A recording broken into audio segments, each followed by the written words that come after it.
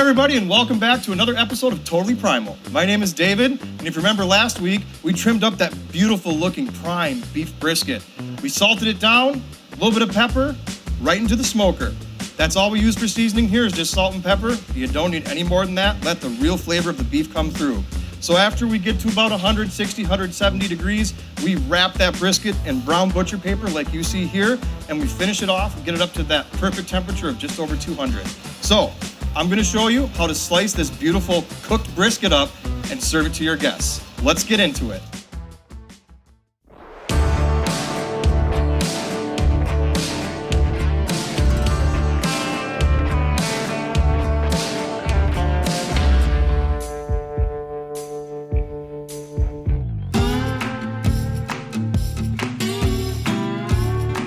Can you explain to the folks how we use technology to make such a good brisket? I guess Let's start with the smoker. What's different about our smoker? So we use a large industrial rotisserie smokehouse. We're gonna have a very consistent heat source. Yeah. You don't have to worry about using logs, having a different flavor, adding additional logs, and just trying to balance that temperature flavor game. We're gonna know start to finish, we're gonna have the same flavor of smoke, same quality of smoke. So that's why we use a pellet smokehouse.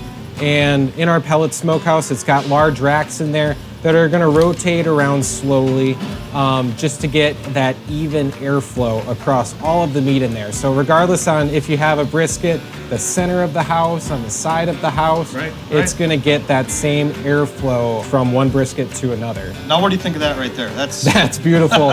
Comes out of the butcher paper, one of those nice things. And steamy. You can tell there's a lot of moisture in there. Like that is all rendered fat right And there. that is why we wrap it in the paper, because we want to keep all those juices right in there. Right over here, if you can see, we use the Winston CVAP, so both a cook and hold and a holding unit. The cool thing about those is, again, bringing technology into the game for the food that we're trying to serve and prepare. They use force-heated water vapor to keep the food at temperature, as opposed to a traditional holding cabinet, which is just gonna have heated air in the box. So using force-heated water vapor, it's gonna be similar to cooking sous vide.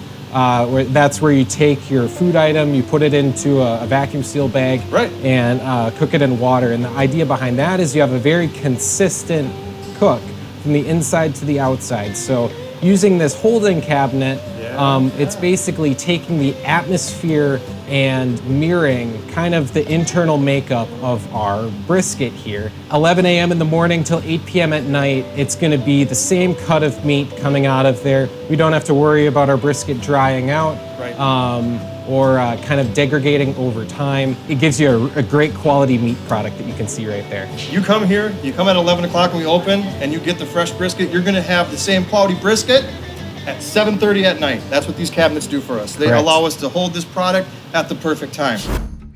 I'm gonna show you guys how we're gonna serve this to your guests, kind of similar to what we do in here. We've got the flat, we've got the point. I'm gonna show you what the difference is by just cutting it right in half.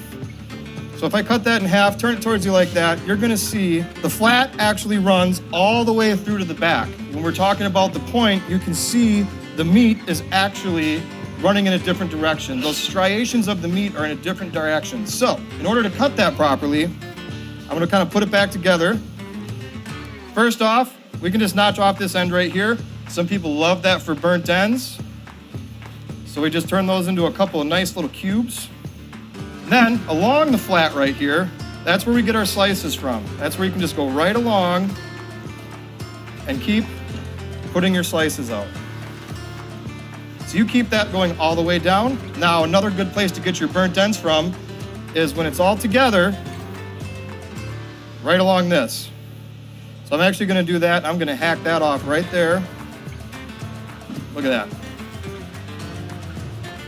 Absolutely beautiful. So we get those burnt ends, and we can do that right across the top here. Right when you get to the fat layer, it's gonna pop right off. Perfect cubes of smoky, tender goodness. We're talking about burnt ends here. There's actually several areas that we can get more burnt ends. Again, that little notch on the top there, you got a little slice there, burnt ends. Along the side, You get some more burnt ends. You can do the same thing on the front and this other side. Another thing you can do is take this brisket and right along the fat, we're gonna separate that top from the bottom. Different parts of our brisket actually have different applications.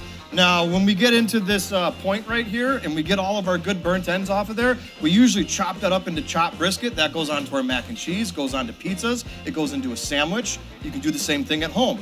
If you want something a little more servable that presents a little better, that's what you got your slices for right here. You can get some nice lean slices off of the flat, or if you get some slices like I showed you off of that bottom part at the point, you can get a lot more marbling in there. It's a little fattier, but much juicier. So that's how we use our brisket in the restaurant. That's how you can use your brisket at home. Nothing matches what we got here. Our award-winning brisket is one of a kind. Stop on out and check it out.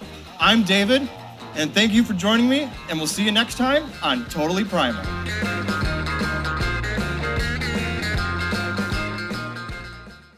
Isaac, you want some you want a burnt end? Oh yeah. All right, here you go, catch. Dude, he got it in his mouth.